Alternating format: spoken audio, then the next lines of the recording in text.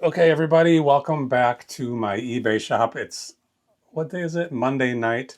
Nothing super interesting to talk about tonight. I have no sales on any of the marketplaces other than eBay. So my cross-listing experiment is quickly nosediving. Started out strong, had like 4 or 5 sales the first day I cross-listed, and then 1 or 2 yesterday, and then today, none. So nothing on Mercari, nothing on Poshmark, nothing on Vinted, nothing on Facebook Marketplace. I do just have one conversation going on Facebook Marketplace about a big set of like Time Life Western books, and hopefully that will turn into a sale. I think it's about $70. I did pop into the thrift store today on my lunch break. I grabbed 3 items there. I'll show them to you really quickly. And then we're going to run into the kitchen. 3 orders on eBay. They need to get packed and ready to ship out tomorrow morning. So let's get right to it. All right, just a little stack of stuff here I picked up. I didn't even take the price tags off of these things yet. But the first one we're going to look at, Florida Marlins hat. This is a New Era. It's fitted. I think it's I don't know if it's one of the numbers 50. What is it? 5150. I saw other people selling this exact same hat with the words 5150, but this doesn't have any details like that. It does say Cooperstown Collection. I don't really know what that means. Size 7 and 5/8, which turns out to be much bigger than my head, which is kind of surprising. I don't know much about hat sizes. I don't know anything about hat sizes. But I do now know that this is not my size. My head is smaller. Anyway, it's got a little bit of goosh in here where somebody sweated in it, but very little wear. It does have some like hair and lint on it, so I'm gonna have to brush it off. Probably put some OxyClean on the brim and maybe around the headband and a little bit under the brim, and see if we can get this yellowing out. But if not, we'll just try to sell it anyway. It's not a very expensive hat. I paid $3 for it, and it should go for about 20 or 25. So we're not gonna retire off of this hat. Another thing, it's not gonna bring in much money. Is it Hot Wheels? Yeah, Hot Wheels. It's a Tesla Cybertruck. I don't know what these numbers mean. 3 of 5, and then up here 177 of 250. I'm guessing that this is how many they put out 250 different trucks this year or this production period or something. I thought there was a date on here somewhere. Let's see, what does it say in my listing? Okay, I based this listing on somebody else's and that says 2021. I don't see that date on here, but it's got to be on here somewhere. Seems like it would be. There's a bunch of weird numbers up here too. I don't know what any of this stuff means. And this says HW green speed. I don't know what that means either. It has a picture of a battery. So did they just do a line of electric vehicles? Oh, it says 2020 on the bottom. So I want to change this listing to say 2020. I don't know if that makes it more valuable or less. It's not that valuable anyway. It has a little bit of wear on the bottom of the package. I don't know if that is. I don't know what people collect these things, if they're invested in the packaging or not. But I got this for only $1 at the thrift store, so not too much poured into it. It should sell for like $16. That's basically about it. And then the last thing I got there was this pair of jeans.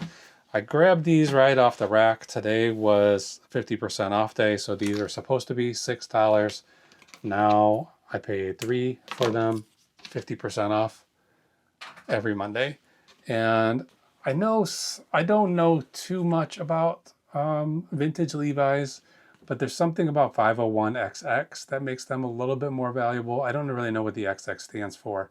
And I could kind of tell from the fading on these labels that these jeans were going to be a little bit older. I was hoping they were older than they are. I think they're from 2009.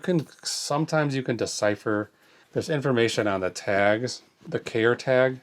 In this case, it has a red Batwing logo, which tells us something. And then if you look here, there's all these numbers. And if you know how to figure it out, you can guess the year it was manufactured. In this case, I mean, there are experts on this that will just look at this and tell you right away when these were made.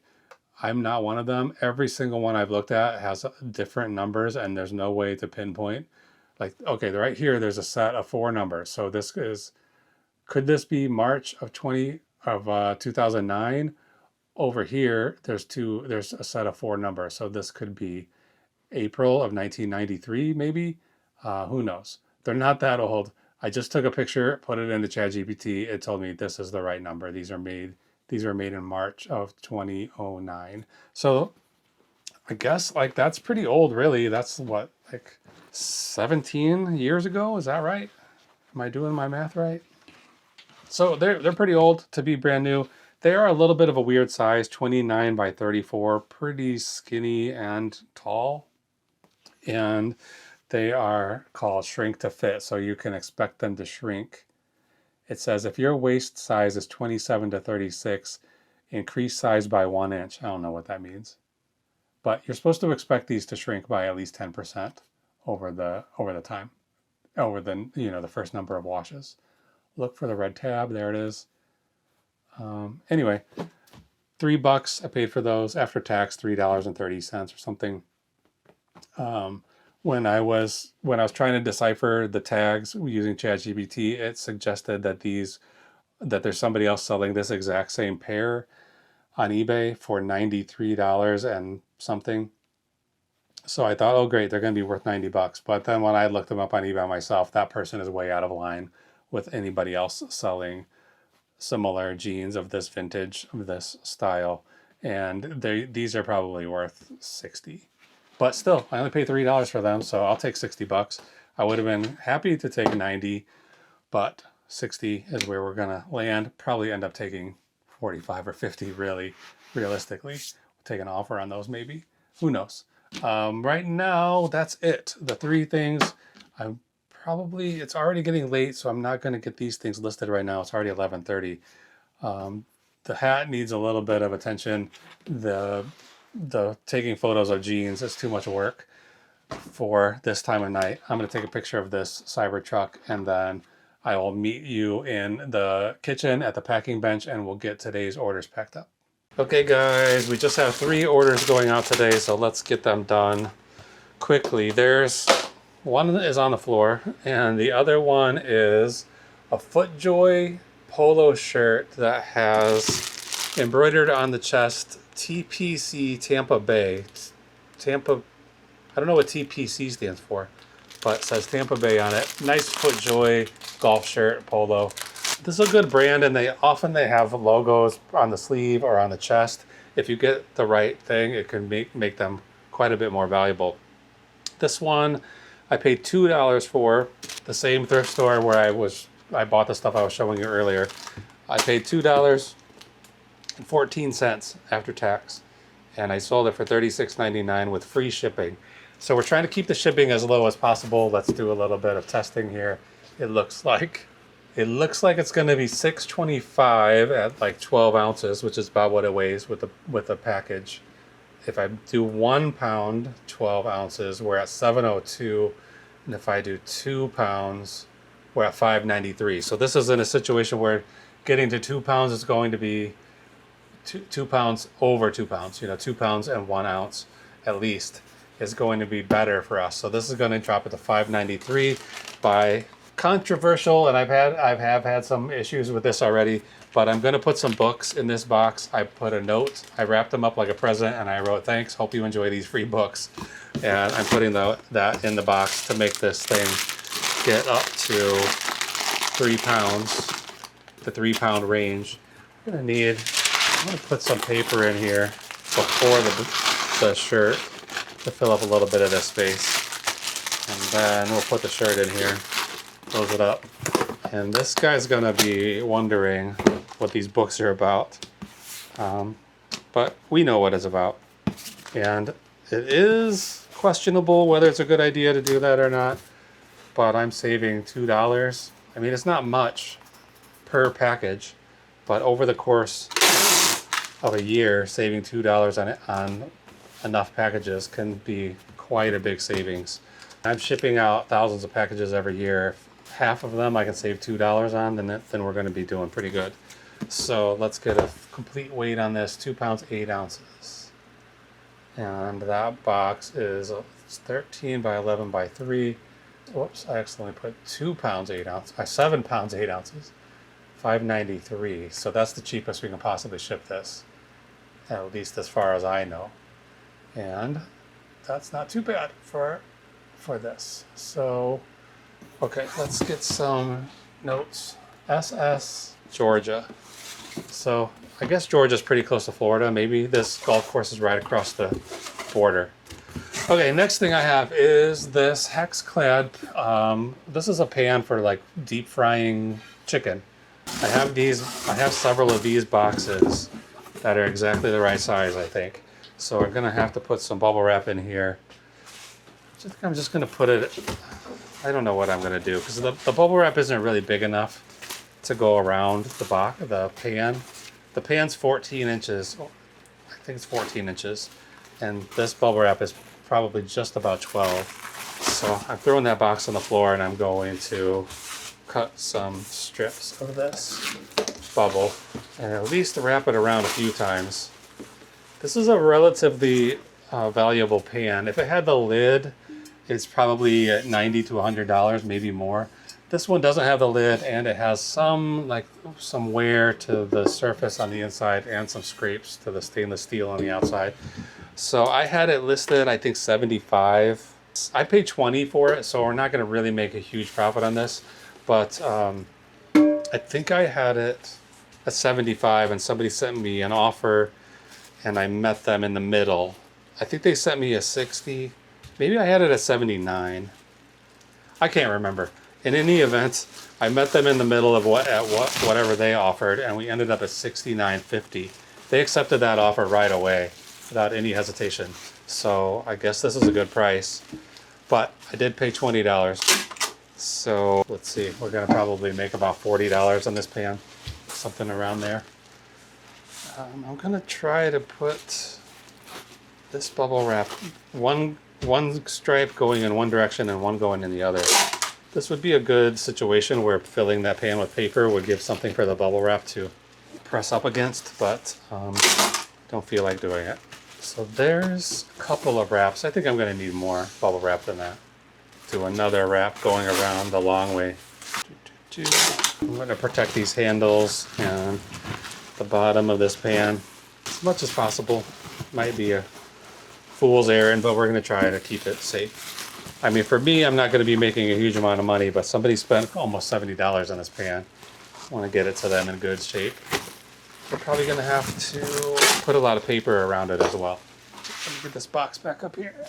I bought these boxes specifically for dinner plates, and they're pretty big for dinner plates, but you know, dinner plate is much more fragile than this, and it needs a lot of room around it for filling with paper and stuff to keep a plate protected or a stack of plates.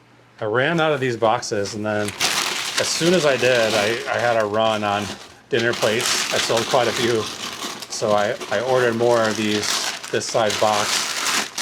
Since then I haven't sold a single plate, so I guess that's how it goes.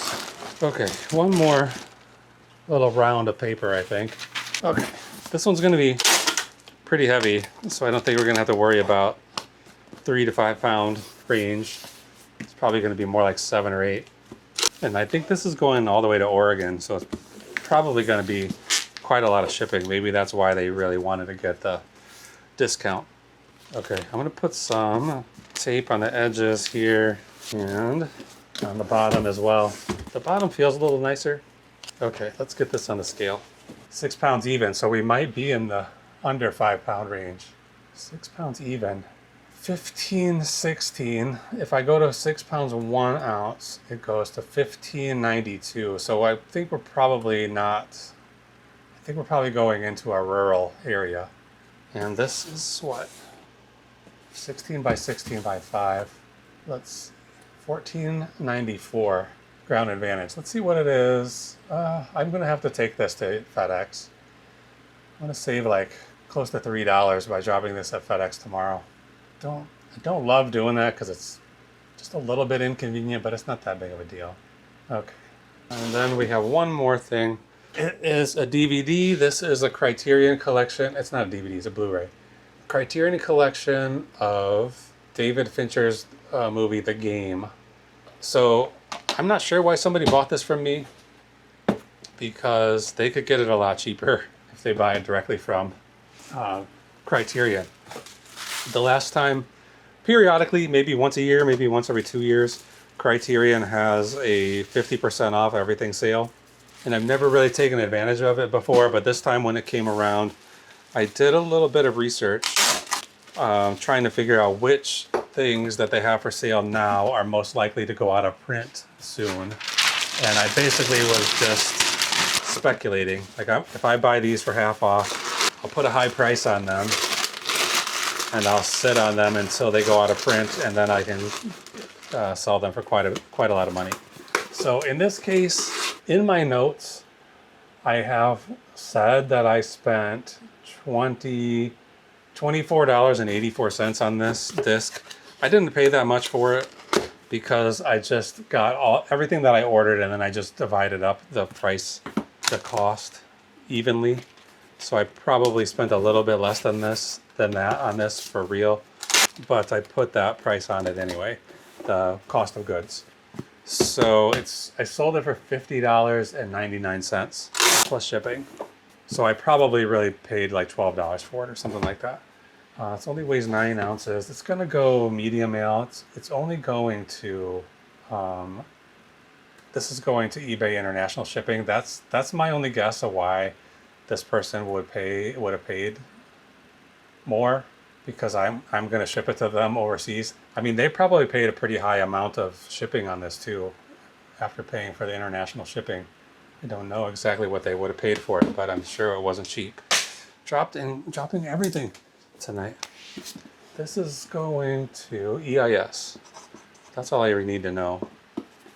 And then the HexClad, we'll come back to that in a minute.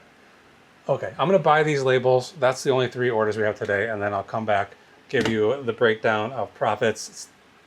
It's not a big successful day, but it is what it is. I'll be right back. Okay, these are all ready to go. I need a bathroom break, so we're gonna just run through this profit statement as quickly as possible.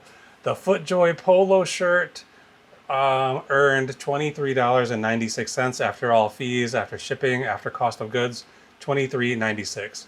The HexClad 7-quart hybrid nonstick saute chicken fryer earned $42.15. I thought it was going to be $40, so we did a little bit better.